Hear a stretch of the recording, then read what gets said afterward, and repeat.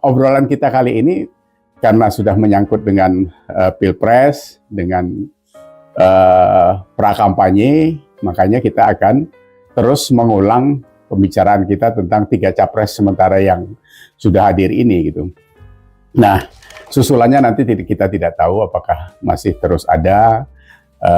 Dengar-dengar Pak Airlangga juga mau mencapreskan diri, dengan siapa pasangannya kita nggak tahu. Nah, kita fokus kepada apa yang sudah ada di depan mata ini gitu. Nah, kalau kita lihat pra-kampanye ini kan sudah mulai pemanasan ya. Pemanasan ini artinya pendukungnya, pribadi-pribadinya sudah mulai nyentil-nyentil dan mulai agak sedikit kekasaran yang pernah terjadi 2014, 2019 itu kayaknya mulai ditongolkan lagi gitu. Jadi karena polanya ini hampir sama saja gitu. Kalau kita lihat ya Pak Ganjar akan berhadapan dengan Pak Prabowo yang notabene dulu juga berhadapan dengan Pak Jokowi. Nah, Pak Prabowo sendiri kan yang mau dijual apanya gitu. Tidak ada, karena memang dijual prestasi juga tidak ada gitu kan. Anies Baswedan ya ada Bapak Anies Baswedan ini ya, BAB ini juga tidak ada yang dijual gitu, baru jadi selesai jadi gubernur, Jakarta juga hancur gitu kan. Nah, kalau kita lihat posisi sekarang dalam Pilpres 2024 ini memang Indonesia ini kan grade-nya sudah naik gitu.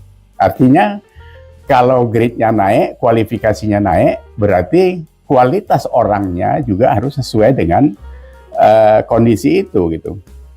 10 tahun dikelola Pak Jokowi, Indonesia ini mungkin grade-nya naik berapa tingkat saya tidak tahu pasti, tapi menggegerkan dunia gitu. Karena baik pribadi Pak Jokowi dikagumi juga di dunia, di dalam negeri kita tahu terakhir surveinya sudah menunjukkan ke 90% kepuasan masyarakat ini.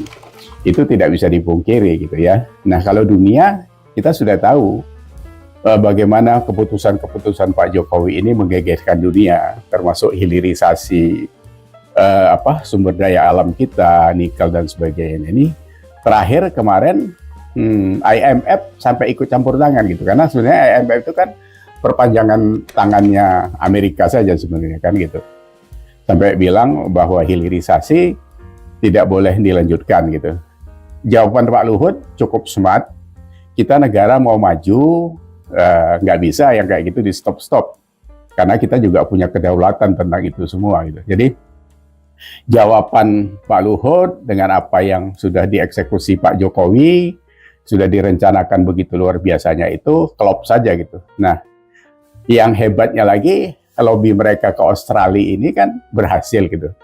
Dapat jatah litium 60.000 ton setahun, bahkan Pak Luhut juga minta tambahan 60.000 ton lagi. Itu artinya Australia yang selama ini kita anggap agak sedikit liar itu ternyata juga balelo gitu kan. Itu mengejutkan Amerika juga mungkin gitu, karena Australia biasanya kan pronya ke sana, ini kok bisa ikut investasi di Morowali untuk pabrik baterai dan sebagainya itu.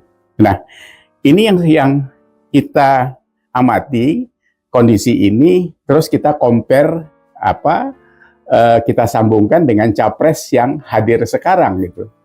Nah, kalau kondisinya kayak gini, apakah 2 capres di luar Pak Ganjar Pranowo ini nyambung ke sana gitu?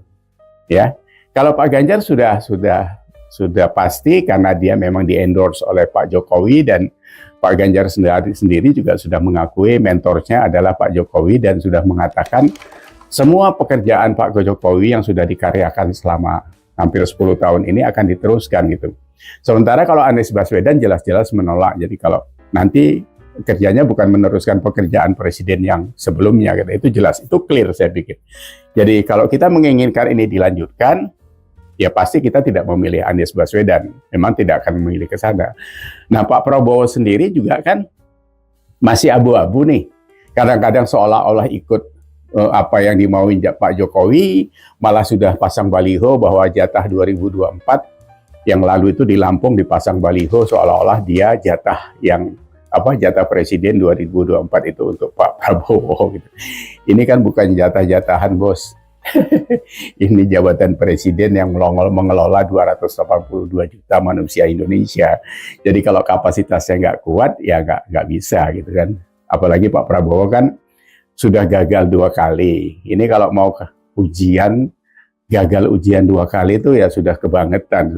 Jadi apakah itu salah karena ilmunya nggak nyampe, atau karena memang tidak lulusnya itu karena memang dipandang rakyat Indonesia, lu memang nggak mampu gitu, lu nggak cocok itu untuk jadi presiden, karena segala macam raport masa lalunya itu kan ada catatan. Sudah kita bahas, sudah selalu, dan sekarang berseliweran di medsos itu, yang kemarin kita hampir lupa nongol lagi gitu. Nah, yang lebih seru itu nongol lagi potongan video yang Pak Prabowo pernah diwawancarai wartawan luar negeri, yang mengatakan bahwa Pak Jokowi itu cuma di framing, itu cuma image saja, terus dibuat kalem dan sebagainya. Jadi pokoknya Jokowi itu jelek, Jokowi itu tidak mampu gitu. Nah sekarang terus karena punya kepentingan, dia mulai memuji-muji Pak Jokowi gitu. Jadi itu biasalah tindakan-tindakan kayak gitu untuk mengcover kekurangan-kekurangan. Cuma sayangnya kalau kita bicara cover, yang di cover itu terlalu luas gitu. Jadi yang mau ditutupin itu terlalu luas sehingga selimutnya nggak cukup gitu. Jadi nampak ujung, ditarik ke atas nampak bawahnya gitu. Kayak orang pakai kain sarung kependean gitu, ditarik ke atas kakinya kelihatan, diturunin ke bawah kepalanya kelihatan gitu. Jadi memang sudah tidak bisa ditutup-tutupin lagi karena semuanya tidak bisa di-delete masa lalu itu gitu. Karena terekam semuanya.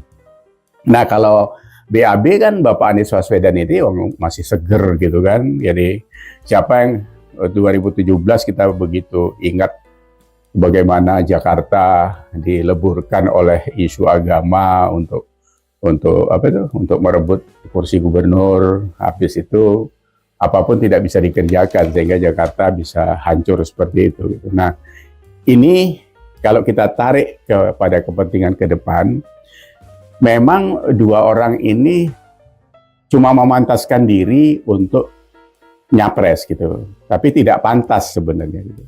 Memantaskan dengan pantas yang dilihat orang itu beda. Gitu. Kalau memantaskan diri siapa saja boleh gitu, karena yang namanya memantaskan ya silakan gitu, tapi kita yang memilih ini merasa ini tidak pantas gitu. Makanya ini buat kita yang sudah fokus memilih penerus Jokowi tidak akan tertarik ke sana gitu. Nah, apa yang membuat tidak tertarik pasti alasannya memang prestasinya tidak ada dan sebagainya. Analoginya sebenarnya gampang, seperti kalau kita mau masuk ke Harvard gitu ya.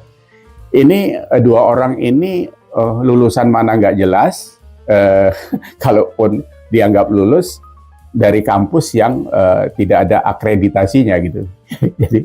jadi ilmunya nggak sampai, semuanya nggak cukup, cuma katanya saja gitu. Karena memimpin Indonesia itu bukan bisa pakai katanya, gitu. Dia harus ada faktanya gitu. Kalau Pak Jokowi sudah memfaktakan bahwa dia mampu gitu. Indonesia dalam 5 tahun terakhir, Pak Jokowi 2019 langsung kena pandemi, kita lolos, jadi negara yang di antara beberapa negara yang lolos dari pandemi COVID-19 itu termasuk Indonesia. Itu bisa dibuktikan ekonominya tumbuh 5,3%, semester ini juga sudah tumbuh 5,03%. Apalagi satu-satunya negara di dunia katanya yang tidak kena resesi. Ini luar biasa gitu, dan ekonomi sekarang sudah mulai menggeliat gitu. Nah, kondisi ini tidak bisa cuma diserahkan estafetnya kepada orang yang tadi kita bilang itu. Jadi kemampuannya tidak bisa. Jadi kalau speednya sprinternya Pak Jokowi untuk 100 meter sekian detik, ini yang dua ini pelari 10 meteran aja gitu, jadi nggak sampai ke sana bos gitu ya. Nah inilah yang terus harus kita ulang-ulang, karena tidak sembarangan lah kita sudah bicara ngurus negara ini tidak sembarangan. Ganjar Pranowo kita sudah tahu bagaimana dia memimpin Jawa Tengah, banyak catatan-catatan yang sudah dia buat begitu. Nah, kemarin juga waktu ada pertemuan Apeksi di Makassar, konon katanya ya yang berbobot bicara di forum itu ya Ganjar Pranowo karena bicaranya pakai data dia gitu. Kalau yang lain kan banyak yang ngarang gitu ya. Nah, sekali lagi jadi kita akan mulai fokus bicara Pak Ganjar, bicara pesaingnya untuk menjadi presiden 2024 itu. Jadi setiap waktu kita bicara itu, kita kalau ada yang karena mulai ada di pelintir-pelintir harus kita luruskan gitu. Jadi kita nggak perlu buat hoax, kita nggak perlu fitnah. Kita meluruskan dan memfaktakan itu. Kalau yang masa lalu ya memang kita sudah mengumpulin begitu banyak fakta. Yang sedang berjalan pun seperti Pak Prabowo jadi Menhan, hadiah dari Pak Jokowi itu juga banyak kegagalan. Jadi food estate gagal, duitnya habis. Kemarin katanya, bukan katanya, ada lagi nongol berita bahwa ada pembuatan kapal 1,3 atau 2 triliun. Itu juga sekarang mangkrak gitu kan. Kemarin isu yang pesawat bekas dan sebagainya itu jadi dibeli atau tidak, tapi mudah-mudahan tidak gitu kan. Terus ada isu-isu miring tentang perusahaan yang ada di dalam jadi supplier alutsista dan sebagainya. Ini juga menjadi catatan kita semua sehingga kita tidak mau salah pilih dan memang kita harus terus bicara ini supaya pemilih-pemilih pemula ini tidak salah pilih gitu, karena ke depan Indonesia ini kan kalau kita sampai salah pilih kita setback 40 tahun ke belakang, itu berat buat kita bangkit lagi karena beberapa pekerjaan besar Pak Jokowi ini betul-betul harus diteruskan gitu. Belum lagi nanti memang dibutuhkan lentingan-lentingan baru dari Pak Ganjar untuk menambah prestasi itu. Ya kita yakin dengan Pak Ganjar karena beliau punya pengalaman di pemerintahan selama 10 tahun, di DPR 10 tahun. Kalau yang dua kan enggak gitu kan. Pak Prabowo enggak ada pengalaman di pemerintahan. Kalau di militer juga diberhentikan kan. Bisanya cuma ngamuk terus, jadi gimana gitu. Temperamental, emosional, itu nggak bisa jadi pemimpin, Pak. Kalau top down, komando mungkin bisa kalau di militer. Tapi kalau bottom up, itu sulit kalau itu karakter gitu. Nah, yang satu lagi ya cuma bohong sana bohong sini saja gitu. Mana bisa jadi pemimpin bohong tiap hari terus. Jadi Jakarta itu kan penuh kebohongan gitu. Jadi ditinggal ya jadi penuh kebolongan gitu jadinya. Nah ya, jadi itu harus kita hindari. Pemilih muda ini juga harus sadar karena Indonesia untuk kalian ke depan. Kami yang sudah ujur ini kan sebentar lagi saja sudah pada mati gitu kan. Jadi memilih presiden pun milih yang terengginas kata orang Jawa gitu. Jadi jangan yang sudah sudah ujur-ujur yang nggak usah dipilih lagi gitu. Karena capek nanti dia nggak bisa kesana kemari. Apalagi kalau meneruskan model Pak Jokowi belusuan, mana bisa kalau kalau nggak fisiknya fit itu nggak bisa. Pak Jokowi itu pagi berangkat ke Jepang, sore pulang, besok pagi sudah di Bali. Itu nggak ada kekuatan fisik yang seperti itu gitu. Nah ini kan kalau diteruskan Pak Ganjar mungkin itu akan bisa mengimbangi itu.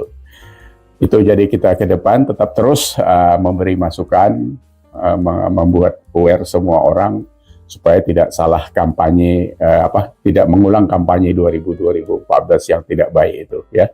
Jadi penuh fitnah, penuh hoax dan sebagainya. Nanti jangan Pak Ganjar dibilang lagi PKI. Pak Ganjar itu anak polisi yang memberantas PRRI ya. PRRI itu adalah pemberontak yang di dalamnya itu ayahanda Pak Prabowo, Sumitro Joyo Hadikusumo pernah di sana sebagai Menteri Transportasi atau apa. Jadi ini head on-nya bagus ini antara polisi yang pernah memberantas pemberontak, sekarang anaknya berhadapan head on gitu. Jadi harusnya anak polisinya yang menang gitu. Analoginya seperti itu. Jadi begitu saja obrolan kita hari ini. Semoga kita mendapat informasi yang lebih positif ke depan ini sehingga kampanyenya enak, bersaing, bertanding, boleh, nggak usah bising. Jadi nanti siapapun yang menang, Indonesia tetap membuat kita senang, itu saja. Ya, demikian hari ini dari Respon. Sampai ketemu di isu-isu yang lebih menarik nantinya. Terima kasih. Terima kasih. See you.